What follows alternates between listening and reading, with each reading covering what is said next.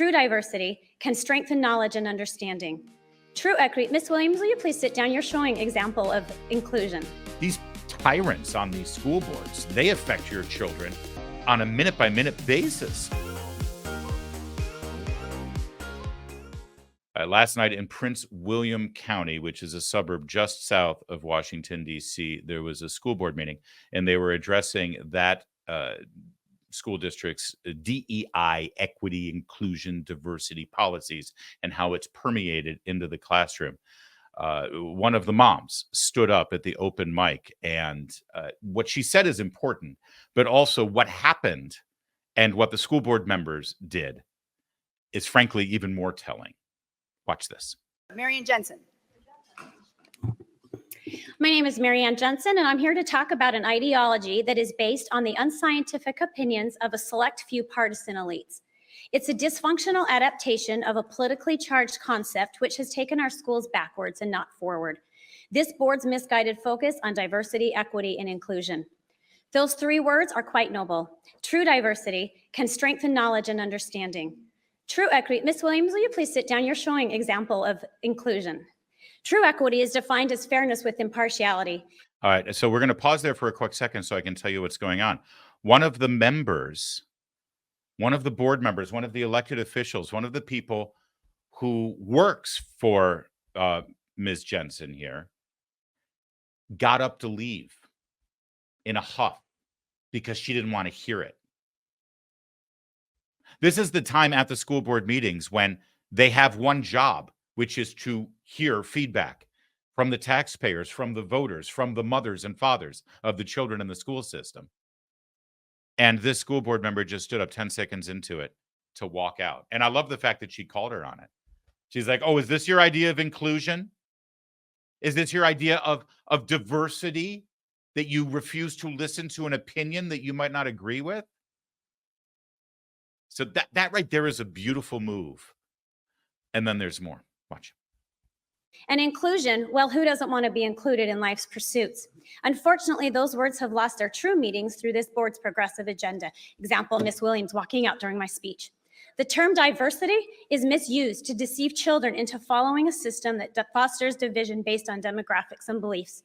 The term inclusion is warped to justify the exclusion of anyone or idea that dares to disagree. Interesting. And this doublespeak has taken the impartiality out of equity, instead using fairness as a weapon to attain unrealistic outcomes. Maybe there's a place for social science experiments, but it's not in public schools. How can you focus on a women who advocate diversity and inclusion theme this month when many educators refuse to define a woman? How can you celebrate inclusion where children are forced to use ridiculous pronouns based on sociological and psychological trends?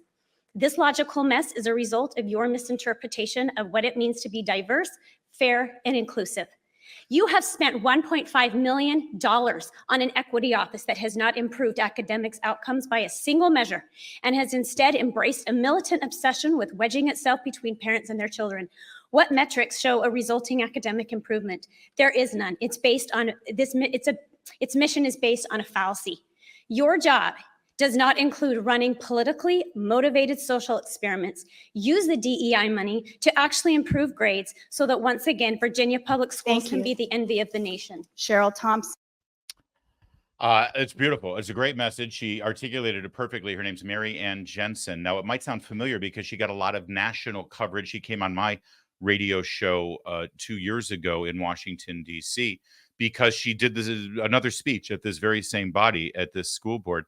And she talked about how she had met with the superintendent of schools at an event and complained about the policy that children had to do half of their time at home because of the pandemic, and that if they were in school, they had to wear masks.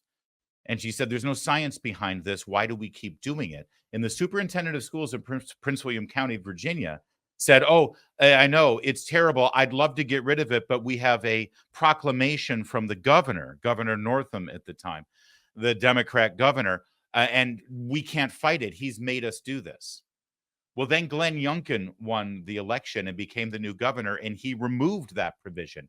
And he actually said, no more masks, no more school at home. Let's bring all the kids back into school. And that very same superintendent of schools sued Governor Youngkin so that they didn't have to do it, so that they could continue with remote learning, that they could continue forcing the rags on kids' faces when they came to school. And Merianne Jensen went to that school board meeting and said, you told me you had your hands tied. You'd love to get rid of this because of the last governor, and now you're suing this governor for doing what you told me. It's great when you call out your elected officials, when you call out the people who work for you and demand even the slightest modicum of truth and respect that you deserve. Well, it's fantastic. It's what this country is all about, especially at the school board level. Because honestly, at the end of the day, what happens in your house is more important than what happens in the White House. These tyrants on these school boards, they affect your children on a minute-by-minute basis more than whoever's sitting behind the resolute desk at the Oval Office. And this is where your voice can be heard, by getting mobilized and energized and activated at the local level. Just a few hundred votes sometimes can make the difference in a school board. Why is this important? Well, because this woke curriculum that has nothing to do with facts and science and math and reading comprehension and literacy, you know, the reason you actually put your kids in school. Well, it permeates the curriculum from beginning to end. It even goes well beyond just what they're putting in your schools. Take a look at this example. This is a brand new children's show on Netflix. And this is a perfect example of what they're teaching your kids in your school as well, where they're trying to terrify your kids about the planet and how it's sick and it's going to explode or burn up. Follow the science in this clip. I also love fashion, but the industry makes tons of waste. Emissions. Pollution that humans make. From stuff like cars in factories, or trucks that carry food super long ways. We don't like emissions. But the sun doesn't send any emissions into the air. That's all clean energy. We're going to make some comments as this goes on. That's all clean energy. See that little happy battery? It almost looks like an emoji smiling at you. Yeah. What's inside that battery? Do we know how clean is that battery? Does that battery that's storing the energy there? Is it full of chemicals by any chance? I'm just curious. You know, is it full of those things that the airline wants to make sure you don't have in your bag when you check in? Is it full of all of those chemicals that when they end up in a landfill years from now is going to seep into the ground and poison us and our water? I'm just saying. Let's just be completely honest when we talk about how clean this energy is. But that's just the beginning. Watch. All the time. You remember them all coughing because the bus went by? By the way,